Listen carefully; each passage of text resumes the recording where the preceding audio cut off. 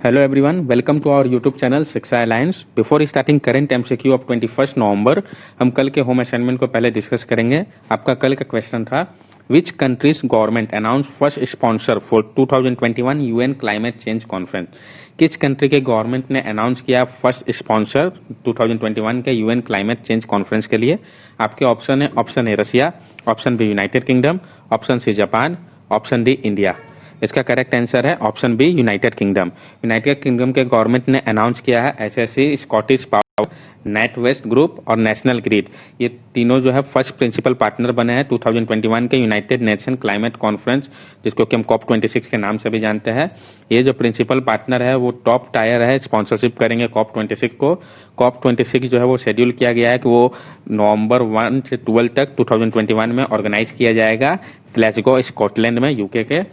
अब हम कुछ फैक्ट देख ले तो आर्सेनल जो है वो फर्स्ट प्रीमियर लीग क्लब बना है जिसने साइन अप किया है UN sports for climate action framework को। फुटबॉल क्लब आर्सेनल जो है पहला प्रीमियर लीग है जिसने इसको साइन किया है United nation sports for climate action framework, ताकि वो सपोर्ट करे जो एम्बिशन है अचीव करने के लिए क्लाइमेट न्यूट्रलिटी बाय 2050 तक। अब कॉप 26 इसके प्रेसिडेंट आलोक शर्मा है, और जो ये होने वाला शेड्यूल प्लेस तो कहाँ, ग्लासगो स्कॉटलैंड पे। यूनाइटेड किंगडम इसके पीएम बोरिस जॉनसन है, capital London, currency pound sterling. Russia इसके प्रेसिडेंट व्लादिमीर पुतिन है, capital Moscow, currency Russian rouble. Japan इसके पीएम योशिहिडे सुगा है, capital Tokyo, currency Japanese yen. India इसके PM Narendra Modi है, capital new Delhi, currency Indian national rupee. Now let's begin our current MCQ session of 21 November. हमारा first question है, 21 November is observed as. हम 21 नवंबर को observe करते हैं। आपके ऑप्शन है, option A global dignity day, option B world television day, option C national milk day, option D none of this. इसका करेक्ट आंसर है option B world television day. 21 नवंबर को हम वर्ल्ड टेलीविजन डे ऑब्जर्व करते हैं। United Nation world television day जो है वो एनुअली ऑब्जर्व किया जाता है अलग अलग प्लेसेस में around the world on November 21। ये दिन जो है वो रिकॉग्नाइज किया जाता है जो टेलीविजन का योगदान है एक डिफरेंट इश्यू को लेके जो कि अफेक्ट करता है पीपल को। इसके कारण वर्ल्ड टेलीविजन डे जो है वो रिन्यू करता है गवर्नमेंट, ऑर्गेनाइजेशन और इंडिविजुअल के कमिटमेंट को, सपोर्ट करता है डेवलपमेंट ऑफ टेलीविजन मीडिया को, प्रोवाइडेड जो वो कर रहा है अनबायस इंफॉर्मेशन को, जो अलग अलग इश्यूज है जिसका की प्रभाव पड़ता है सोसाइटी पे। वर्ल्ड टेलीविजन डे एक ग्लोबल ऑब्जर्वेंस है, ना कि पब्लिक हॉलीडे। अब जो आपका ऑप्शन था ग्लोबल डिग्निटी डे, ये 21 अक्टूबर को ऑब्जर्व किया जाता है, और नेशनल मिल्क डे 26 नवंबर। Next question number 2, DIPAM linked agreement with whom for advisory service on asset monetization. DIPAM ने इंक किया एग्रीमेंट किसके साथ, एडवाइजरी सर्विस और एसेट मोनेटाइजेशन के लिए? आपके ऑप्शन है, option A World Bank, option B IMF, option C ADB, option D none of this. इसका करेक्ट आंसर है option A World Bank. Department of investment and public asset management, डीपम, जो कि handle करता है गवर्नमेंट के disinvestment programme को, उसने sign किया है एक एग्रीमेंट वर्ल्ड बैंक के साथ, जिसके अंतर्गत जो वर्ल्ड बैंक है वो एडवाइजरी सर्विस प्रोवाइड करेगा डीपम को एसेट मोनेटाइजेशन के लिए। ये जो है अप्रूव किया गया है फाइनेंस मिनिस्टर निर्मला सीतारमन के द्वारा। ये जो प्रोजेक्ट है वो फैसिलिटेट करेगा और एक्सेलरेट करेगा जो non core asset monetisation process है उसको, और मदद करेगा अनलॉक करने में जो वैल्यू है ये अनयूज मार्जिनली यूज एसेट्स का, वो फर्दर इन्वेस्टमेंट में और ग्रोथ में काम आए। जो गवर्नमेंट है उन्होंने सेट किया टारगेट कि वो रेज करेंगे इसके माध्यम से 2.10 लाख करोड़ डिसइन्वेस्टमेंट का फाइनेंशियल 21 पे, और ये जो है फैसिलिटेट करेगा monetisation of non core asset का गवर्नमेंट का अंडर स्ट्रेटेजिक डिसइन्वेस्टमेंट, और क्लोजर करेगा एनिमी प्रॉपर्टी जिसका वैल्यू है ₹100 करोड़ और अबव।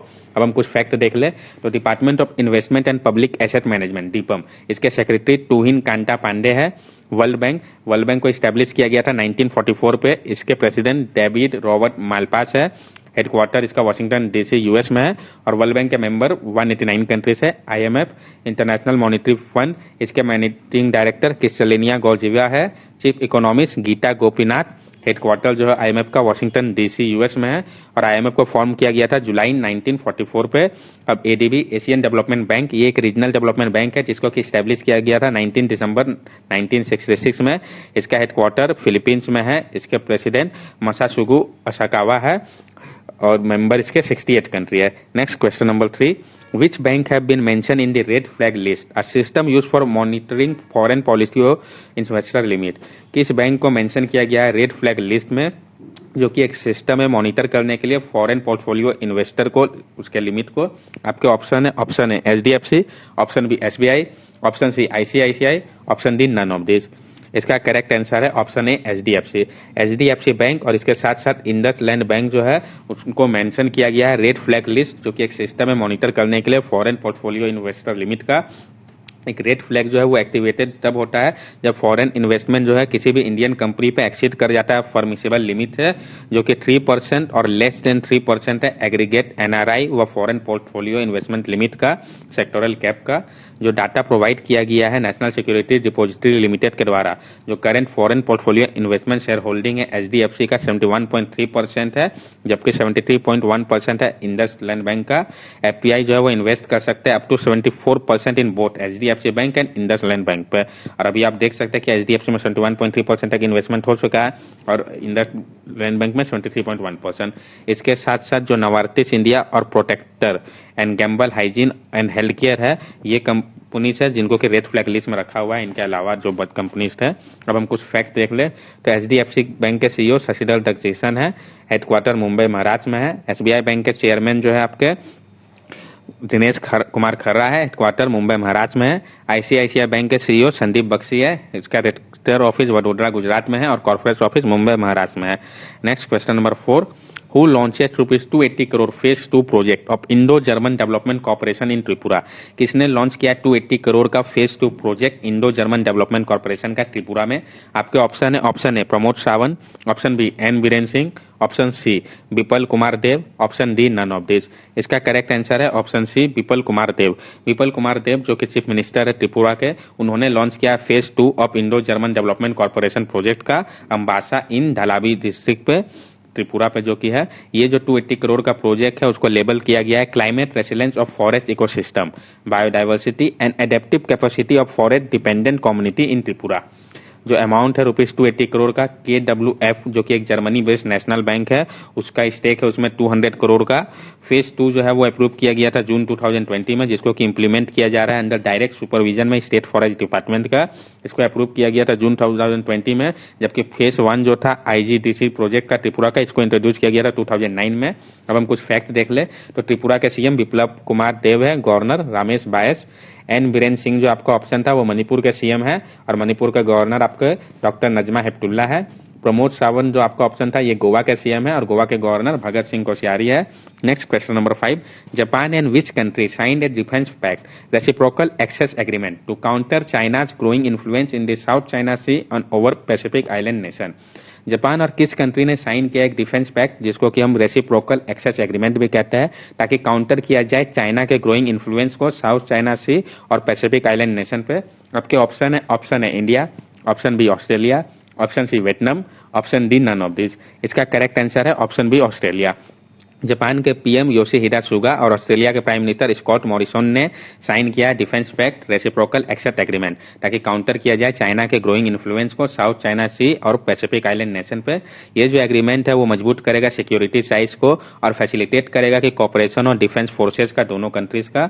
ये पैक्ट अलाउ करता है जापानीज और ऑस्ट्रेलियन ट्रूप्स को कि वो विजिट कर सकते हैं एक दूसरे के कंट्री को और कंडक्ट कर सकते हैं ट्रेनिंग और ज्वाइंट ऑपरेशन को। दोनों साइड तैयार हुए हैं कि वो एक दूसरे को सपोर्ट करेंगे फ्रेमवर्क में और करेंगे जापानीज मिलिट्री को कि वो प्रोटेक्ट करे ऑस्ट्रेलियन फोर्सेस को अगर जरूरत पड़ता है तो। जापान एंड ऑस्ट्रेलिया पार्ट है क्वाड्रिलेटरल सिक्योरिटी डायलॉग का भी, जिसका कि India Japan Australia United state member है, ताकि वो काउंटर करे चाइना के जो डोमिनेंस है ईस्ट एंड साउथ चाइना सी पे। अब हम फैक्ट देख ले तो इंडिया के बीएम नरेंद्र मोदी है, capital new Delhi, currency Indian national rupee. Australia के prime minister Scott Morrison, capital Canberra, currency Australian dollar. Vietnam के PM Nguyen Van Phuc, capital Hanoi, currency Vietnamese dong. Next question number 6, which actor appointed as state icon of Punjab by election commission of India. किस actor को appoint किया गया है state icon के तौर पे पंजाब का इलेक्शन कमीशन ऑफ इंडिया के द्वारा? आपके ऑप्शन है option A Akshay Kumar, option B Shahid Kapoor, option C Sonu Sood, option D none of this. इसका करेक्ट आंसर है option C, Sonu Sood. Election commission of India ने अप्रूव कर दिया है अपॉइंटमेंट सोनू सूद का स्टेट आइकॉन के तौर पर पंजाब के लिए। ये जो प्रपोजल था अपॉइंटमेंट का वो एस करुणा राजू जो कि पंजाब का चीफ इलेक्टोरल ऑफिसर है उनके द्वारा किया गया था। सोनू सूद जो है वो बिलोंग करते हैं मागा डिस्ट्रिक्ट से पंजाब के। अब इलेक्शन कमीशन ऑफ इंडिया ये एक ऑटोनॉमस कॉन्स्टिट्यूशनल अथॉरिटी है जो कि रिस्पॉन्सिबल है एडमिनिस्टर करने के लिए इलेक्शन प्रोसेस को इंडिया पे नेशनल और स्टेट लेवल पे। इसको फॉर्म किया गया था 25 जनवरी 1950 पे और मिस्टर सुनील अरोड़ा जो है वो चीफ इलेक्शन कमिश्नर है इंडिया के। Next question number 7, world anti microbial awareness week is annually celebrate across the globe from. जो world anti microbial awareness week है इसको एनुअली सेलिब्रेट किया जाता है पूरे ग्लोब में कब? आपके ऑप्शन है option A 18 to 24 November, option B 27 October to 2 November, option C 1 March to 7 March, option D none of this. इसका करेक्ट आंसर है ऑप्शन ए 18 टू 24 नवंबर। जो world anti microbial awareness week है वो annually celebrate किया जाता है across the globe from 18 to 24 November ताकि create किया जाए और इंक्रीज किया जाए जो अवेयरनेस है ग्लोबल एंटी माइक्रोबियल रेजिस्टेंस को लेके और इंक्रीज किया जाए जो बेस्ट प्रैक्टिसेस है among general public, health care worker और पॉलिसी मेकर्स के बीच ताकि रोका जा सके जो इमरजेंस और स्प्रेड है ड्रग रेजिस्टेंस इन्फेक्शन का। जो थीम है world anti microbial awareness week 2020 का united to preserve anti microbial और जो स्लोगन इस वीक लॉन्ग कैंपेन का handle anti microbial with care. अब हम कुछ फैक्ट देख ले तो वर्ल्ड हेल्थ ऑर्गेनाइजेशन के director general Tedros Adhanom Ghebreyesus है और हेडक्वार्टर जेनेवा स्विट्जरलैंड पे है। फूड एंड एग्रीकल्चर ऑर्गेनाइजेशन इसके director general Qu Dongyu headquarter Rome Italy पे है। अब जो आपका ऑप्शन था 27 अक्टूबर टू 2 नवंबर इस दिन विजिलेंस अवेयरनेस वीक सेलिब्रेट किया गया था और 1 मार्च से 7 मार्च consumer awareness week. Next question number 8, the book reporting India my 70-year journey as a journalist author by whom. जो बुक है reporting India my 70-year journey as a journalist ये किनके द्वारा ऑथर किया गया है? आपके ऑप्शन है option A Apurva Kumar Singh, option B Prem Prakash, option C Vasudev Mohi, option D none of this. इसका करेक्ट आंसर है ऑप्शन बी प्रेम प्रकाश। जो वेटरन जर्नलिस्ट है प्रेम प्रकाश का न्यू बुक है जिसका टाइटल है reporting India my 70-year journey as a journalist, उसको लॉन्च किया गया है। इस बुक को पब्लिश किया गया है पेंगुइन रैंडम हाउस इंडिया के द्वारा। जो बुक है वो बताता है जो लाइव इवेंट है प्रेम प्रकाश का जो कि एक पायनियर थे in the field of Indian journalism के। प्रेम प्रकाश जो है वो करेंटली सर्व कर रहे हैं चेयरमैन के पोस्ट पे एएनआई के एशियन न्यूज इंटरनेशनल के जो कि लीडिंग न्यूज एजेंसी है इंडिया का। अब जो आपका ऑप्शन था अपूर्वा कुमार सिंह इनके द्वारा जो बुक लिखा गया है उसका टाइटल है a commentary and digest on the air act 1981। Vasudev Mohi इनके द्वारा लिखा हुआ बुक का नाम है check book. Next question number 9, which country to host 2022 FIFA under 17 women world cup. कौन सा कंट्री होस्ट करने वाला है 2022 का फीफा अंडर 17 वर्ल्ड कप को? आपके ऑप्शन है option A India, option B Russia, option C Germany, option D none of this. इसका करेक्ट आंसर है option A India. World football governing body FIFA Federation international de football association इन्होंने approve कर दिया है India को host करने के लिए अंडर 17 वुमेन वर्ल्ड कप 2022 का। फीफा ने अनाउंस किया था जो under 17 world cup women world cup है उसको शेड्यूल किया गया था जो कि इंडिया पे होने वाला था 2021 में, उसको कैंसिल किया गया कोविड-19 के कारण। इसलिए जो नेक्स्ट एडिशन है टूर्नामेंट का जो कि होने वाला है 2022 पे उसको इंडिया पे शेड्यूल किया गया है। ये पहली बार है कि इंडिया होस्ट करेगा फीफा वुमेन फुटबॉल टूर्नामेंट को। इंडिया जो है वो होस्ट कर रहा है फीफा टूर्नामेंट को सेकेंड टाइम। पहली बार किया था 2017 में फीफा अंडर 17 वर्ल्ड कप और फीफा जो है वो अप्रूव किया है कोस्टा को होस्ट करेगा वो 2022 अंडर 20 वुमेन वर्ल्ड कप को। फीफा क्लब वर्ल्ड कप 2020 जो है वो शेड्यूल किया गया है। अब वो 1 to 11 फरवरी 2021 में कतार पे होगा। अब फीफा का जो अप्रूवल था उसका हम इवेंट के बारे में कुछ जान ले तो 2022 FIFA under 17 women world cup India host करेगा। 2022 का ही FIFA under 20 women world cup Costa Rica host करेगा और 2020 का FIFA club world cup Qatar host करेगा। अब federation international de football association FIFA इसके प्रेसिडेंट इन्फेंटिनो गियानी है, हेडक्वार्टर ज्यूरिख स्विट्जरलैंड पे है। इंडिया का पीएम नरेंद्र मोदी है, capital new Delhi, currency Indian national rupee. Russia के president Vladimir Putin, capital Moscow, currency Russian rouble. Germany का पीएम जिसको कि हम चांसलर ऑफ जर्मनी भी कहते हैं एंजेला मार्केल है, capital Berlin, currency euro. Next question number 10, Goldman Sachs raise India's financial year 21 GDP forecast to. Goldman Sachs ने raise करके इंडिया का जो फाइनेंशियल ईयर 21 का जीडीपी फोरकास्ट उसको कितना परसेंट बताया है? आपके ऑप्शन है option A -10.3%, option B -14.8%, option C -6.7%, option D none of this. इसका करेक्ट आंसर है ऑप्शन ए -10.3%। जो लेटेस्ट रिवीजन किया गया है गोल्डमैन सैक के द्वारा कि जो इंडिया का ग्रोथ फोरकास्ट है फाइनेंशियल ईयर 21 के लिए, उसको अपग्रेड किया गया है 10.3% कॉन्ट्रैक्शन, यानी -10.3% होगा, जबकि पहले इन्होंने बोला था -14.8% होगा।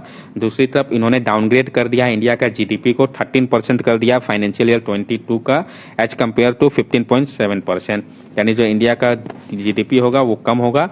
और रिसेंटली मूडी जो कि इन्वेस्टर सर्विस है उसने अपग्रेड किया था एस्टीमेट जो है इंडिया इकोनॉमी का 8.9% कॉन्ट्रैक्शन होगा कैलेंडर ईयर 2020 पे, अगेंस्ट जो पहले उसने एस्टिमेट किया था 9.6% कॉन्ट्रैक्शन का। Next question number 11, which bank launch CASA mobilisation campaign, किस बैंक ने लॉन्च किया है कासा मोबिलाइजेशन कैंपेन को? आपके ऑप्शन है Yes Bank, option B Karnataka bank, option C ICICI, option D none of this. इसका करेक्ट आंसर है option B Karnataka bank. Karnataka bank limited KBL उसने लॉन्च किया है CASA current account saving account mobilisation campaign, जो कि स्टार्ट हो गया है नवंबर 17 2020 से, वो चलेगा मार्च 4 2021 तक। ऑब्जेक्टिव क्या है कासा जो current account saving account mobilisation campaign का? तो इनेबल करना बेसिक बैंकिंग सर्विस, ताकि जो अन बैंक जो नहीं यूज करे बैंक और बैंकिंग इंस्टीट्यूशन सेक्शन का सोसाइटी को वो यूज करे। ये जो है पॉपुलराइज करेगा बैंक को डिजिटली पावर कासा प्रोडक्ट को, ताकि जो नेक्स्ट लेवल है कस्टमर का बेसिस ऑफ द रिक्वायरमेंट है उसमें उसको अचीव किया जाए। अब हम कुछ फैक्ट देख ले।